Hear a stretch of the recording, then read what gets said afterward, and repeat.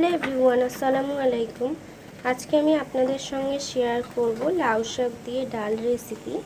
আজকের রেসিপির জন্য প্রথমেই একটি কড়ার মধ্যে দিয়ে দিল থেঁতানো রসুন, পেঁয়াজ কুচি আর পরিমাণ মতো সর্ষের তেল।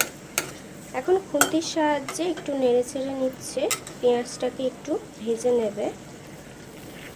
এখন এর মধ্যে অ্যাড করে দিচ্ছে হলুদ গুঁড়ো।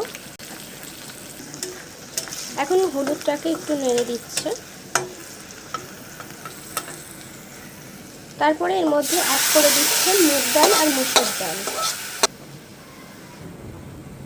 এখন এর মধ্যে অ্যাড করে দিচ্ছে আগে থেকে টুকরো করে ধুয়ে পরিষ্কার করে রাখা লাউ শাক আর আলু। এখন সমস্ত কিছু একটু নেড়ে দিচ্ছে খুন্তির সাহায্যে। অ্যাড করে দিচ্ছে আরও প্রয়োজন মতো জল।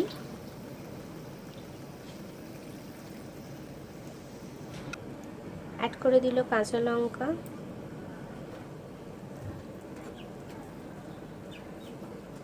এখন কড়ার ঢাকনাটাকে চাপা দিয়ে দিচ্ছে, শাকটা সিদ্ধ হয়ে আসা পর্যন্ত অপেক্ষা করবে।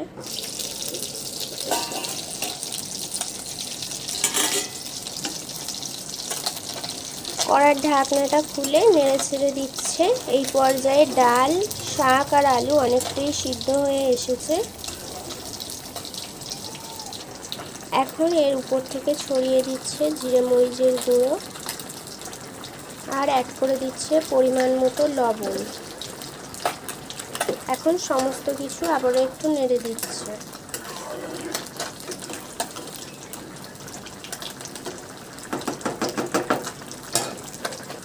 এখন আবারও কড়ার ঢাকনাটা চাপা দিয়ে দিচ্ছে।